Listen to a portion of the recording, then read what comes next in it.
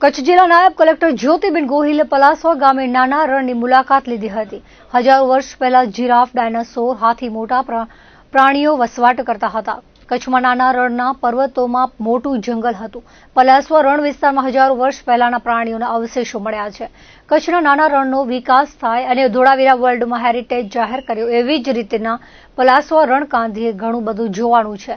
રણમાં મોટા મોટા બેટો આવેલા છે। ઘુડખર અભયારણ્ય, જંગલી ગધેડા અને નાના રણમાં મોટા મોટા બેટો આવેલા છે। મેઢક બેટ, ગોરધાણા બેટ, કહેવારા બેટ, ભૂંગરિયા બેટ પર્વતોમાં પથ્થરો હીરા મોતી જેવા જોવા મળી રહ્યા છે। કચ્છના રણને રોડ ટુ હેવન મળે। પલાસવાથી ટીકર હળવદ રોડ કચ્છના નાના રણમાંથી સૌરાષ્ટ્રમાં જવા માટેનો શોર્ટકટ રસ્તો મળે, એ પણ રજૂઆત કરવામાં આવી હતી।